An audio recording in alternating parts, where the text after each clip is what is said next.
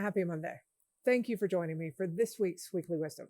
Now, this week I am joining you from the Bar Lazy J Guest Ranch. It is where my family and I are spending a week, so this one's going to be short and sweet.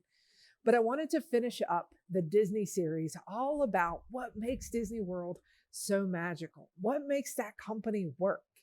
And so this final lesson in the 4 weeks, this is the fourth week, the final lesson is all about knowing your audience.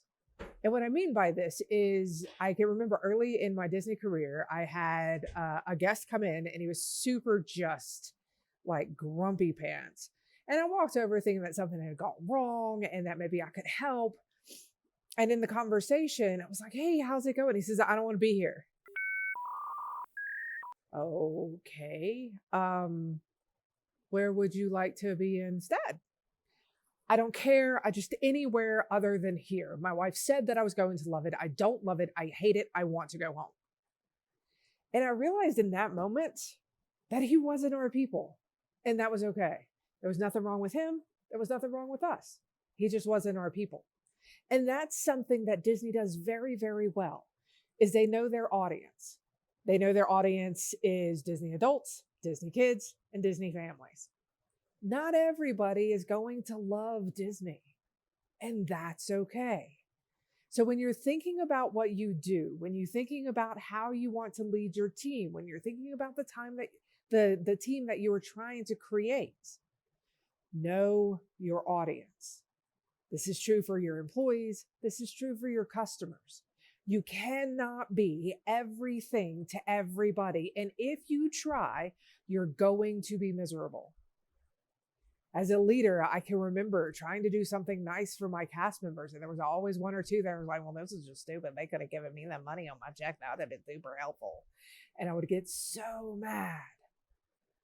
But then I would remember, they're not the intended audience. Next time, I'd keep them at the top of mind to see if there's something that I could do specifically that I knew that they would enjoy.